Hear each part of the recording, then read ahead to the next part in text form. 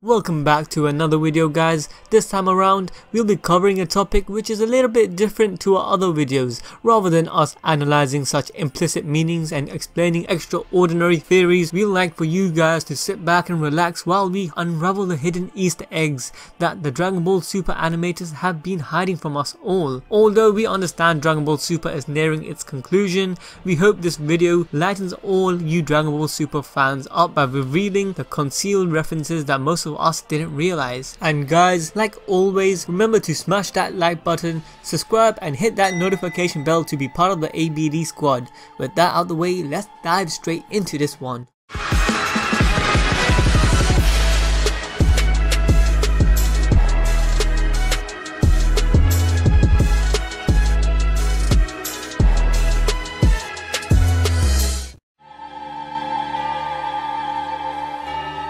In episode 111 of Dragon Ball Super, after the fight between Goku and Jiren, we all remember that Goku had no more energy left to go on fighting, but then Frieza comes along and shares his ki with him. This is actually a throwback to the Namek saga, and the funny thing is, Frieza quotes exactly the same line that Goku says to him in Planet Namek. Now that the roles are reversed, Frieza is deathless and mentioned that to Goku during the episode. This is an astonishing piece of nostalgia. Not only did the animators and scriptwriters do an amazing job, they also probably made all you grown ass men cry. Now, not saying that from my own experience, but it seriously was something that rolled the times back to the good old days.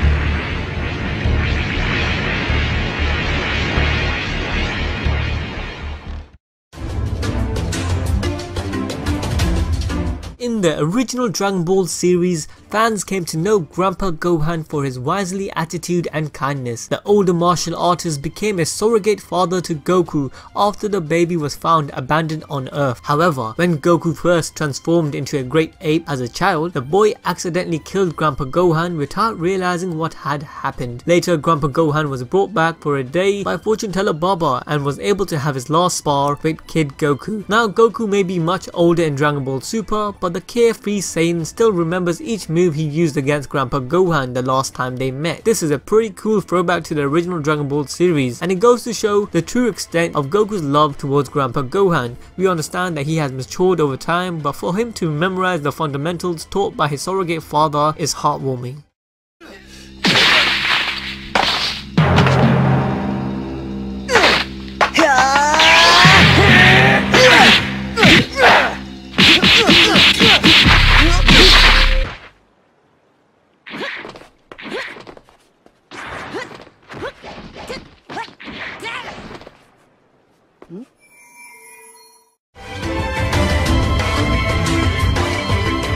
Now guys, this is a real cool Easter egg, especially if you are a big Marvel fan like us. The Universe 6 warrior powered into her Berserker Super Saiyan form after Kale felt threatened by Goku and Khalifa's strength. Enraged, Kale went on a rampage that had her fight with Goku and the other Tournament of Power opponents. Dragon Ball Super directly referenced the scene from the Avengers movie where the Hulk flings Loki into the floor of Stark Tower like a doll. The homage sees Kale and the Hulk mirror each other exactly, and poor Goku is just there for the ride. Honestly, this kind of beatdown is life changing.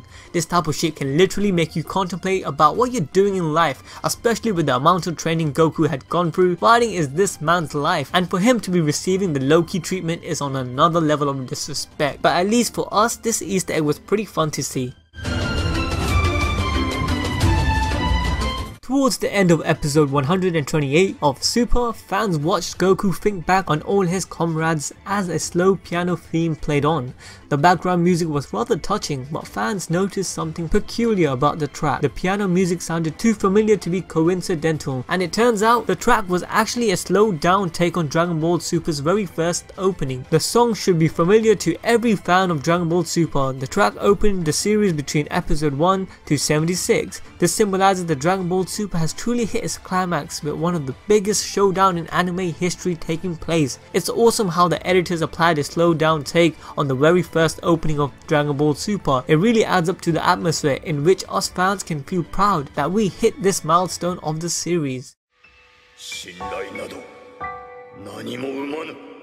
誰かのために自分を犠牲にする。これも人間臭くていいな。悟空、孫悟空、孫悟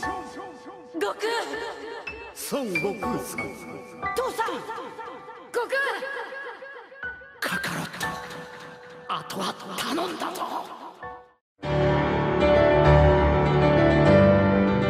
Alright guys, this one is another reference to the Namek saga from Dragon Ball Z. I guess the production team really wanted to showcase their understanding of the saying, old is gold. Now if you thought Kefla's first attack against Ultra Instinct Goku looked familiar, well because it is. If fans can recall, the Ginyu Force member Recoome had a similar run-in with Goku years ago. Although Goku didn't need Ultra Instinct to dodge Recoome, he managed to easily dodge his attack when Recoome went straight at Goku in the hopes of landing a punch, but he missed and fell out of balance. Just like Kefla when she went head-on towards Ultra Instinct Goku. As you guys can see, the animation for both Kefla and Recoome nearly tripping up is pretty much identical.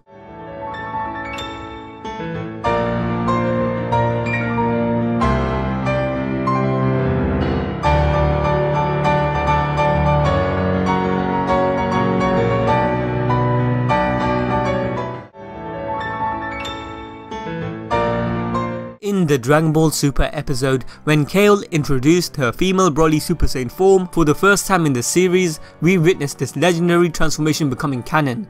But if you guys paid enough attention, you could notice a fun Easter egg. As the Universe 6 Saiyan stepped back during the confrontation with this beast, Kale could be heard uttering some very familiar words. "Kaba, I'll start by finishing you," Kale said, echoing something along the lines in which Broly told Goku years ago. Broly would muster words in his rage like, "You Kakarot will be the first of my victims." Yeah, he didn't sound like that, but you guys get the gist. And as Kale got used to her Super Saiyan form, the girl could then be heard saying, "My ki is building, overflowing." Broly said much of the same thing after he entered his legendary form before taking on Goku in the movie Dragon Ball Z, Broly the Legendary Super Saiyan. It was a shame that a character such as Broly wasn't canon in the series. However, by replacing him with Kale, it was a way out for the scriptwriters. It is also logical in a sense for developing Goku as a hero, since this anime needs limited characters to further his development. This must be one of the most iconic Easter egg that Dragon Ball Super has to offer, since the scriptwriters and director intentionally created this episode just for the fans. I guess you could say it was a way of the production team behind Dragon Ball Super thanking the Dragon Ball fandom. Subsequently, it had gained so much attention in a short span of time it was airing. The nostalgia behind this mini scene was so satisfying because we're glad to understand that even the creators knew the meme about Yamcha's infamous knockout. Ever since the episode when Yamcha was brutally killed by the Sabermen in the Saiyan saga, he became a living meme before memes were a thing.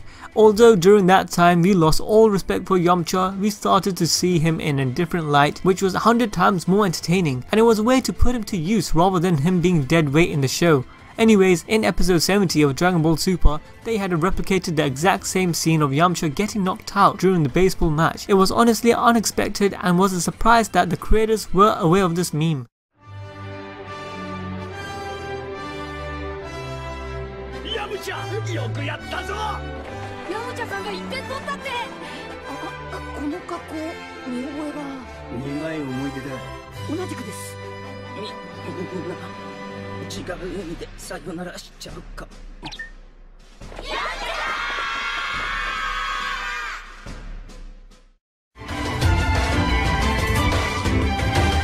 So we know most of you guys weren't aware of this, because Easter eggs are really hard to spot. That is why we are here, to unravel these mysteries the creators have been hiding from us. Moving along, if you guys recall, in Dragon Ball Z, a kid Gohan, whilst training under Piccolo, had spotted prey that he could feed on. Although, it wasn't just any ordinary creature, as he had attacked a T-Rex and sliced off his own tail so that he could eat it. Yeah, Gohan is savage like that. Even lions kills their prey before they feast on the meat, but not our boy Gohan, he likes it alive. But in Dragon Ball Super episode 88, it was spotted that this moment would reappear yet again, even though it was very subtle and most of us wouldn't know. After Piccolo's and Gohan's training session, they decided to eat, and if you guys hadn't noticed the location they were in, it was the same place Kid Gohan was thrown into by Piccolo at the very beginning of their encounter. But the most interesting thing was what they were feeding on. Yes, that's right, a similar tail from the same T-Rex to the previous one that Kid Gohan had eaten. Sort of odd how the creators can find even the most unnoticeable and irrelevant things to embed within the Dragon Ball Super series for old time's sake.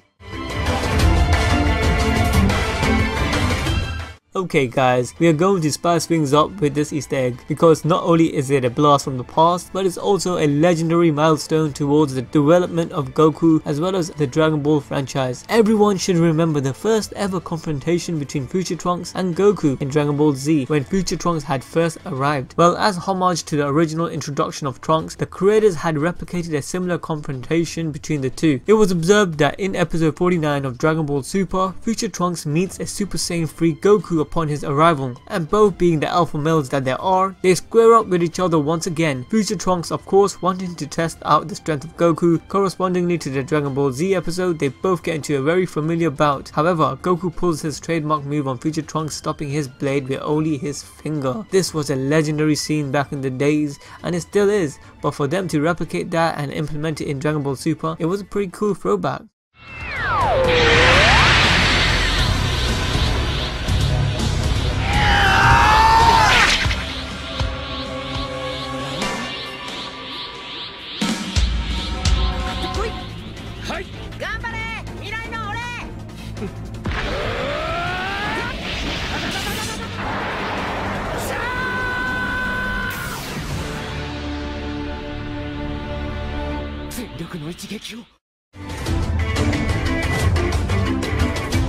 The movie Dragon Ball Z Resurrection F depicted many hidden Easter eggs related to Dragon Ball Z. However, we'll take this one into account because of how coincidental it is. Anyways, in Dragon Ball Z, the fall of Vegeta was inevitable against the likes of Frieza. In these following steps, Vegeta was led to his demise, with him being shot in the chest by Frieza, then being stomped on, and then following with him pleading for help, and to his rescue was none other than Goku. Although this is Resurrection F we're discussing, it still links back to Dragon Ball Super. Nevertheless, it is noticed that this time around within the movie, the roles are reversed, and it is Goku being shot in the chest, stomped on, and then pleading for help, with Vegeta coming to his rescue. It's the basic concept of Vegeta repaying his debt to Goku when he saved him back on planet Namek. It's also an attempt by the creators to show that Vegeta and Goku are kinda on equal grounds. Okay guys, this Easter egg is mind blasting. In the Universal Survival arc, both Gohan and Android 17 are paired up together to fight. Now that might not seem alarming, but the mind blowing thing is that on the same exact day of 8780, when the Universal Tournament is occurring in the Future Trunks alternative timeline, this would have been the same day that Gohan would have died by the hands of Android 17 and 18. Whereas in the Dragon Ball Super timeline, Gohan and 17 are both fighting together like brothers in arms. So in both timelines they are fighting, but one timeline they're fighting with each other, and in another timeline they're fighting against each other. This has to be one of the most amazing Easter eggs so far because they are both on the exact same day but opposite timelines with two different outcomes.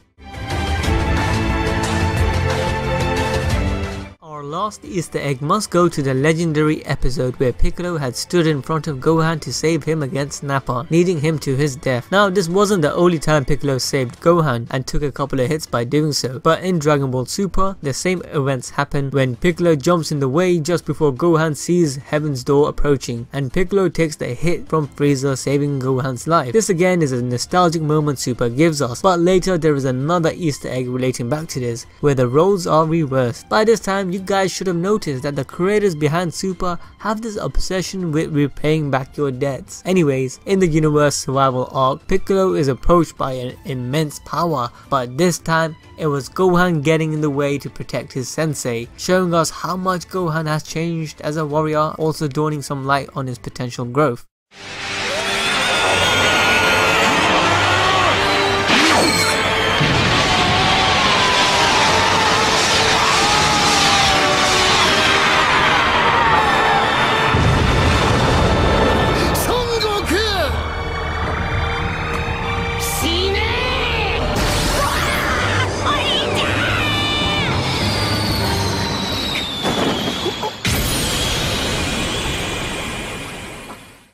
And with that, we have come to an end. I really hope you lot enjoyed this video about the hidden Easter eggs in Dragon Ball Super. It was obvious that Super was bounded to have implemented lots of throwbacks from the Dragon Ball Z series, but noticing them all is a lot of fun and some of them bring back a lot of memories. Let me know if we have missed any that you guys have noticed, and write down what you lot think is the most nostalgic moment along with your favorite Easter eggs down in the comment section below. Mine had to be the future Gohan and Android 17 one. As always, make sure to smash that like button, hit that notification bell, and also make sure to follow us on our social media platforms. And with all that, I'll see you guys next time.